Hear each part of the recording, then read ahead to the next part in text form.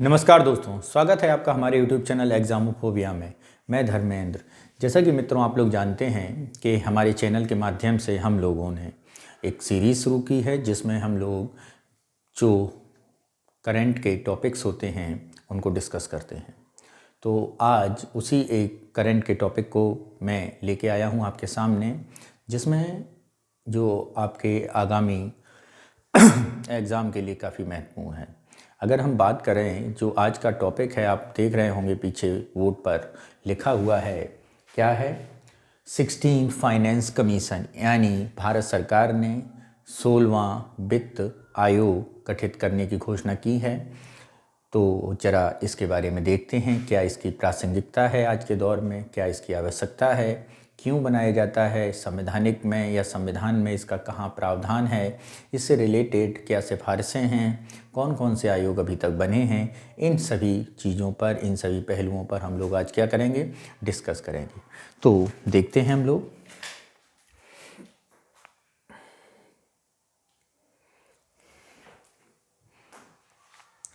तो हम लोग आज देख रहे हैं 16वां वित्त आयोग। चलिए मित्रों देखते हैं 16वां वित्त आयोग। पहले मित्रों समझें कि वित्त आयोग होता क्या है। क्या है वित्त आयोग? होता क्या है, इसको ज़रा समझते हैं।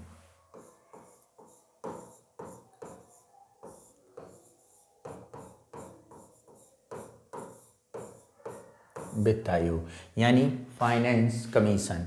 क्या है फाइनेंस कमीशन? इसको समझते हैं और इसको जानते हैं। सबसे पहले देखते हैं इसमें कि फाइनेंस कमीशन क्या है। तो ज़रा एक फ्लो चार्ट बनाते हैं जहाँ पर हम लोग डिस्कस करेंगे कौन कौन से पॉइंटों को। फ्लो चार्ट बनाना इसलिए ज़रूरी है मित्रों, और ये आपकी मेंस की आंसर राइटिंग के लिए भी काफ़ी महत्वपूर्ण हो जाता है, क्योंकि इससे हम लोगों का भटकाव इधर उधर नहीं होता है, क्योंकि हमें ज्ञानी नहीं बनना है, हमें सिलेक्शन लेना है। तो ज़रा उसी के तौर पर देखते हैं फाइनेंस कमीशन। तो सबसे पहले बात करते हैं कि हमें देखना क्या है। तो क्या होता है फाइनेंस कमीशन? ठीक है, क्या है, ठीक, क्यों है, अगला पॉइंट क्या है, क्यों है, ठीक है, कैसे, क्या, क्यों, कैसे, यानी व्हाट, वाई, हाउ, इन सारी प्रश्नों का हम लोग उत्तर देंगे। ठीक है, और सबसे बड़ी बात करंट का टॉपिक, यानी वर्तमान में चर्चा में क्यों, वर्तमान के पहलू पे विशेष ध्यान देंगे। वर्तमान में चर्चा में क्यों है।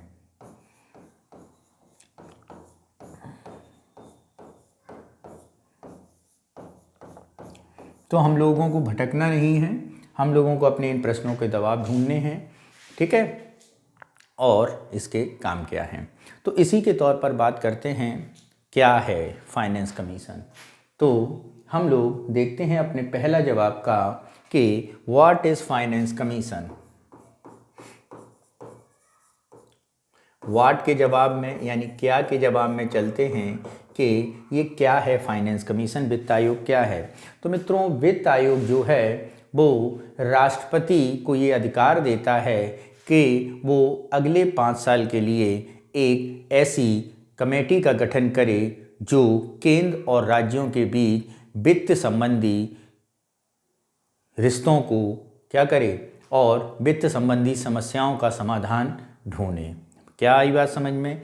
यानी भारतीय संविधान में क्या, यदि हम बात करें भारतीय संविधान में क्या का जवाब में क्या होगा कि हमारे जो संविधान में है, संविधान में क्या, संविधान में पार्ट, किसमें, पार्ट पे आते हैं, भाग यानी पार्ट 12 में बात की गई है। किस में बात की गई है?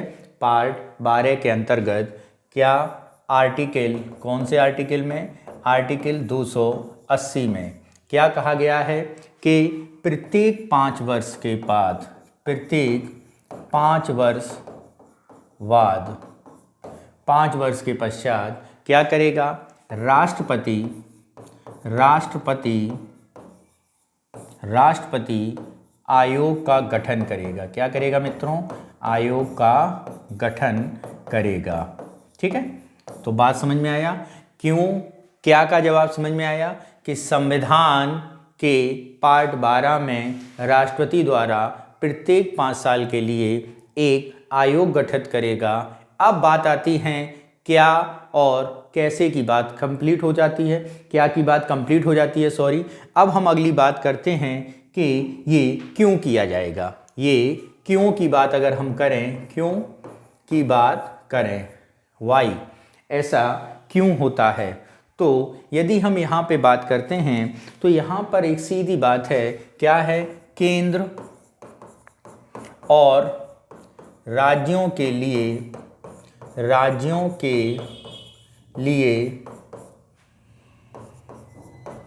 करों के बंटवारे हेतु। किसके लिए? करों के बंटवारे हेतु। क्यों के जवाब आया समझ में मित्रों? क्यों किया जा रहा है?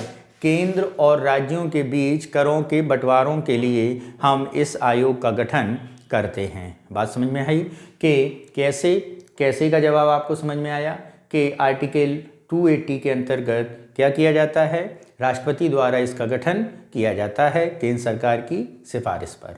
ठीक है, अब बात करते हैं इसके राज्यों के करों के बीच बंटवारे का। जैसा कि आप लोग जानते हैं कि भारत संविधान में जो करों का बंटवारा किया गया है, जो कलेक्शन किया गया है, वो केंद्रीय कर अलग और राज्य के कर अलग।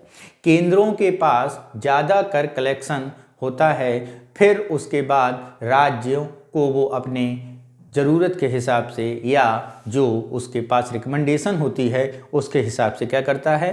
डिस्ट्रीब्यूट करता है। तो इस डिस्ट्रीब्यूशन का एक समानुपातिक या ये कहें एक ऐसा बंटवारा हो जिससे राज्य की भी इच्छा पूर्ति हो और केंद्र की को भी संतोष या असंतोष ना रहे।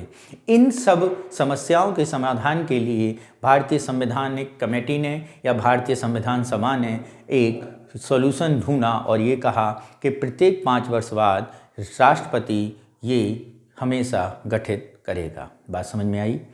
क्या बात आई ना?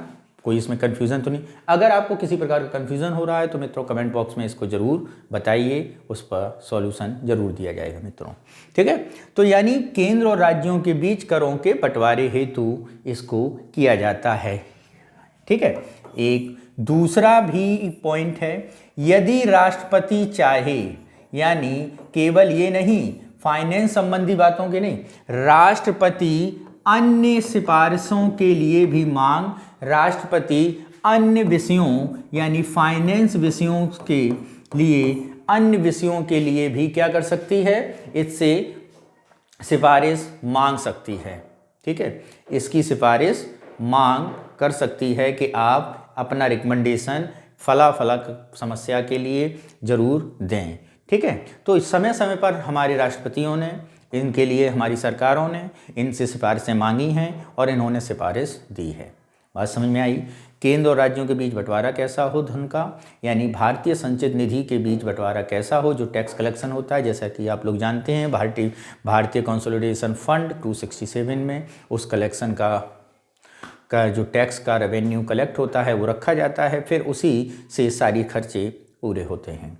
तो इन्हीं खर्चों की पूर्ति केंद्र में कैसे बांटे राज्यों के बीच, इसके बारे में जो बात की गई है वो आपके फाइनेंस कमीशन के रिकमेंडेशन के अनुसार की गई है। तो मित्रों क्या और क्यों का जवाब आपको मिल गया होगा। ठीक है, अब बात करते हैं कैसे, क्या किसकी बात करते हैं? अब हम लोग बात करते हैं कैसे की बात। कैसे की बात, तो कैसों की बात जैसे कि क्या में ही हो गई थी पार्ट 12 में। किस में? पार्ट 12 में। आर्टिकल की अगर हम बात करें, आर्टिकल 280 के अंतर्गत केंद्र सरकार यानी केंद्र में राष्ट्रपति क्या करता है? राष्ट्रपति फाइनेंस कमीशन गठित करता है। ठीक है, राष्ट्रपति फाइनेंस कमीशन गठित करता है।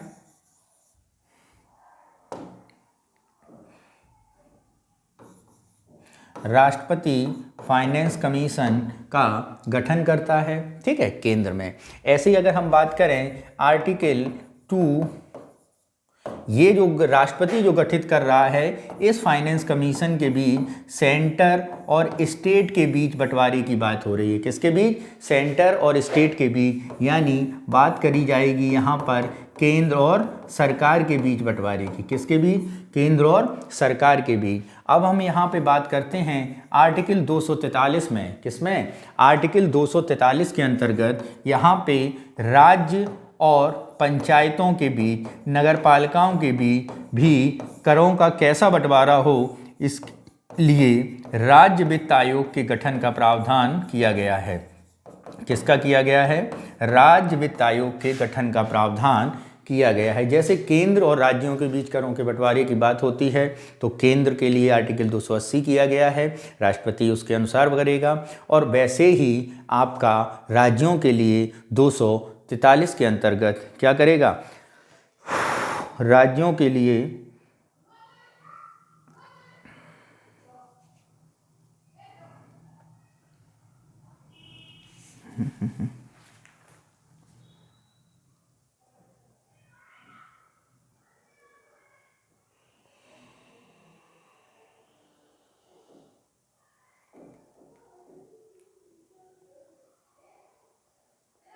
ठीक है। इसके बाद आगे देखते हैं कैसे के और जवाबों में। तो यदि हम यहाँ पे और जवाबों में देखें तो इसके सदस्य कौन कौन से होंगे, तो सबसे पहले अगर हम बात करते हैं, इसमें एक अध्यक्ष बनाया जाएगा। क्या होगा? एक अध्यक्ष होगा प्लस 4 अन्य सदस्य होंगे। क्या होंगे? 4 अन्य सदस्य होंगे। समझे? एक अध्यक्ष होगा और 4 अन्य सदस्य भी होंगे, ये बताया गया है इसमें। ठीक है। और इन 4 अन्य सदस्यों में अगर हम बात करें,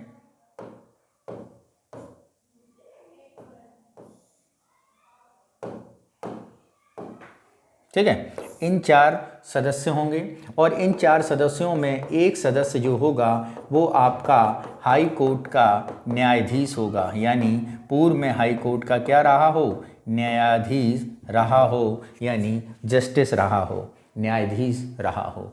ठीक है। अब जब यहाँ पे न्यायालय यानी न्याय यानी हाई कोर्ट की बात हो गई है, तो इसका संवैधानिक स्थिति क्या है? तो यदि हम इसकी बात करें तो एक तो ये बात बिल्कुल ठीक है कि ये जो निकाय है वो एक संवैधानिक निकाय है। कैसा है? संवैधानिक निकाय है। और इसकी जो सिफारिशें हैं, और संवैधानिक निकाय होने के साथ साथ ये जो है इसकी जो बातें की गई हैं वो सिविल कोर्ट के समान अनुमन्य हैं। कैसी हैं? सिविल कोर्ट के समान अनुमन्य हैं। यानी एक तरह से ये कैसा गठित हुआ? ये अर्ध न्यायिक प्रकृति का है।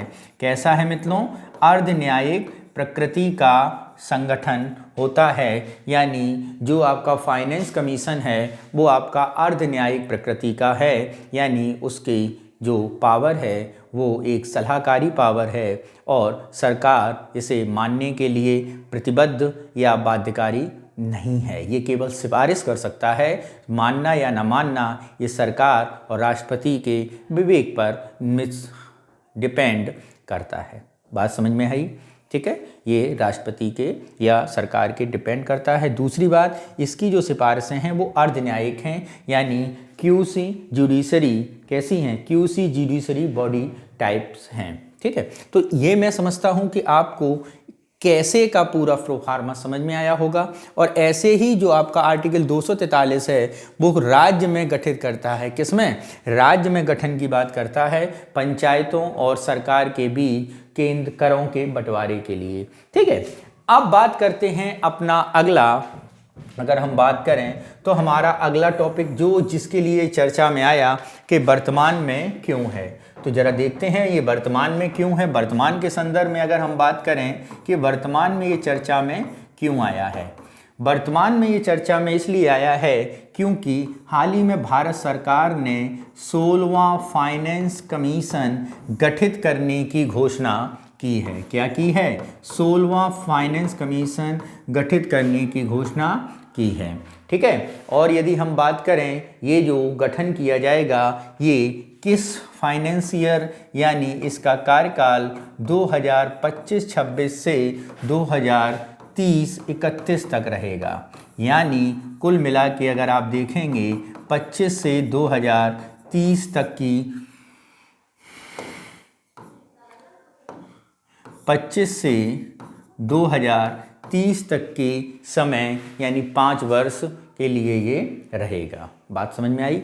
और दूसरी बात, इस 16वें वित्त आयोग के अगर हम अध्यक्ष के बारे में बात करें तो इस 16वें वित्त आयोग के अध्यक्ष जो बनाए गए हैं वो बनाए गए हैं डॉक्टर अरविंद पनगड़िया। कौन बनाया गया है? और डॉक्टर अरविंद पनगड़िया इसके अध्यक्ष बनाए गए हैं, अरविंद पनगड़िया। अगर हम अरविंद पनगड़िया के बारे में बात करें तो ये कौन है? अगर हम इनके बारे में बात करें कि अरविंद पनगड़िया कौन हैं, तो मित्रों अरविंद पनगड़िया वो हैं जो हमारा नीति आयोग जो बना है। कब बना है नीति आयोग? 1 जनवरी 2015 को जो नीति आयोग का गठन किया गया था, उस नीति आयोग के पहले क्या हैं? फर्स्ट उपाध्यक्ष थे। क्या थे? फर्स्ट उपाध्यक्ष थे। कौन? डॉक्टर अरविंद पनगड़िया। तो आप ये समझे 16वां वित्त आयोग बनाने की घोषणा की गई है हमारी सरकार राष्ट्रपति के द्वारा। और इसका कार्यकाल की बात करें 2025 से 2030 तक, यानी 25 से 30 के 5 साल के बीच हमारा 16वां वित्त आयोग काम करेगा। ठीक है मित्रों। इसके बाद अगर हम बात करें कि वर्तमान में ये चल रहा है, अगर हम यहाँ पे और चलें तो वर्तमान में जो आपका वित्त आयोग चल रहा है वो 15वां वित्त आयोग है। कौन सा है मित्रों? 15वां वित्त आयोग, जिसका कार्यकाल रहा था 2020 से 2025 तक। ठीक है। इस 15वें वित्त आयोग के अगर हम अध्यक्ष के बारे में बात करें तो इसके अध्यक्ष थे डॉक्टर N.K. सिंह। क्या थे? Doctor N.K. सिंह। ठीक है। और यदि हम इनकी सिफारिश, जो महत्वपूर्ण सिफारिश है उसके बारे में बात करें तो डॉक्टर N.K. सिंह ने जो 14वें वित्त आयोग के द्वारा 42%, कितना? 42% करों में राज्यों की भागीदारी थी, करों में भागीदारी जो राज्यों की थी उसको, जो 42% करों में राज्यों की भागीदारी संबंधी 14वें वित्त आयोग ने सिफारिश की थी, उसी को बरकरार रखा है।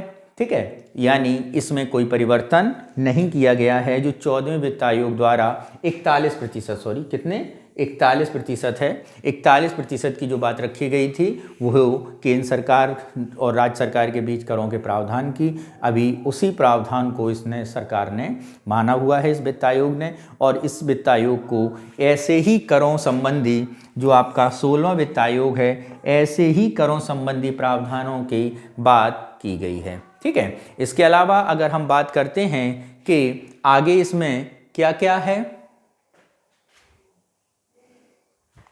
आगे इसमें अगर हम बात करें कि 16वें वित्त आयोग से आगे सिफारिश की जाएगी। सिफारिश की अगर हम बात करें तो यहाँ पे केंद्र और राज्यों के बीच करों के बंटवारे संबंधी है।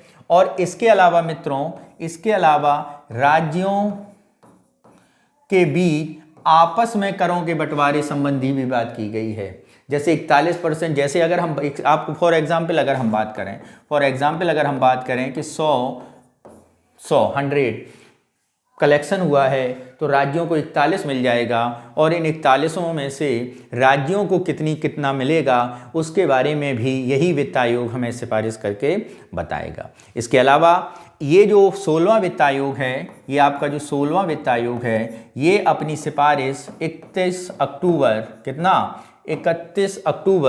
2025 तक रिकमेंड कर देगा। कब तक? 31 अक्टूबर 2025 तक इसे अपनी सिफारिशें सबमिट करने की या अपनी अनुशंसाएं कार्य देने की बात की गई है। बात आई यहाँ पे समझ में।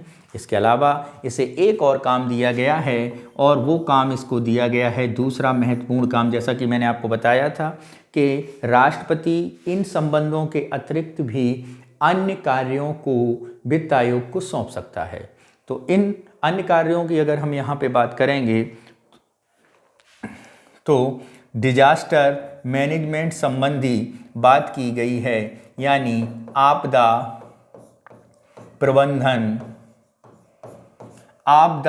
प्रबंधन मूल्यांकन के बारे में की बात यहाँ पे फाइनेंस कमीशन के द्वारा की गई है। आपदा प्रबंधन मूल्यांकन कैसा होगा, यानी जैसा कि आप लोग जानते हैं कि हमारे आपदा प्रबंधन अधिनियम 2005 के अंतर्गत एक फंड बनाया गया है, आपदा मैनेजमेंट फंड यानी डिजास्टर मैनेजमेंट फंड।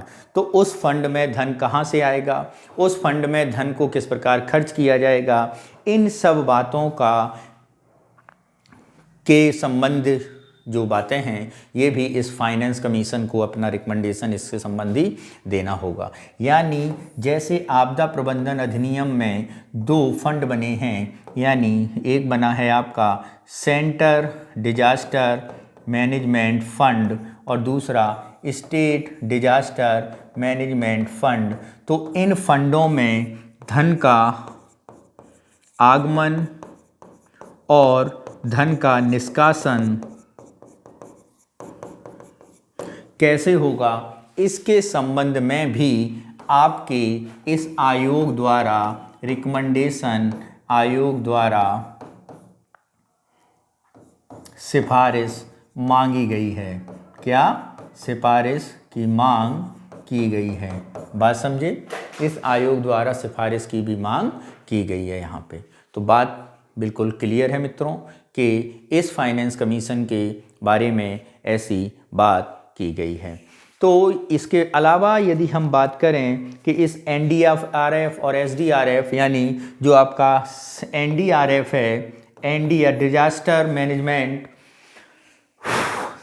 में फ़ंड कहाँ से आएगा, SDRF में फ़ंड कहाँ से आएगा, ये सारी चीज़ें इसमें बताई गई हैं, इनकी सिफारिश की गई है। ठीक है, तो ये आपका वर्तमान समय में जो 16वां वित्त आयोग बनाया गया है उसके संबंध में आपको एक ब्रीफ देने का मकसद था। और ये आपसे इस वर्ष फाइनेंस कमीशन से संबंधी क्वेश्चन ज़रूर पूछा जा सकता है। आपके आगामी RO के एग्ज़ाम के लिए काफ़ी महत्वपूर्ण है। आपके UPPCS 2024 के प्रिलिमिनरी एग्ज़ाम, UPSC 2024 के एग्ज़ाम को देखते हुए काफ़ी महत्वपूर्ण हो जाता है ये टॉपिक। और इसमें विभिन्न आयोग के जो पहला आयोग आपका जब बना था 1951-52 में, तो उसके अध्यक्ष कौन थे, और इससे पहले 14वें वित्त आयोग, 15वें वित्त आयोग, उसके अध्यक्ष कौन थे, इनसे संबंधी कार्यकाल के संबंधी बातें पूछी जा सकती हैं। तो इसीलिए हमने अपने इस वीडियो के माध्यम से आपको प्रेजेंट, पास्ट और फ्यूचर में जो रिकमेंडेशन की जा सकती हैं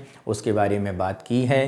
तो हमें उम्मीद है कि आपको हमारा ये प्रयास अच्छा लगेगा।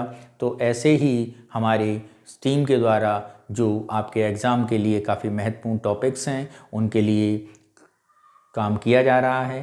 तो आप हमारे चैनल को देखते रहिए, बराबर जुड़े रहिए, और अब तक अगर आपने सब्सक्राइब ना किया हो तो उसे सब्सक्राइब करिए और उसके बेल आइकॉन का बटन भी ज़रूर प्रेस करिए। ओके मित्रों, धन्यवाद, जय हिंद।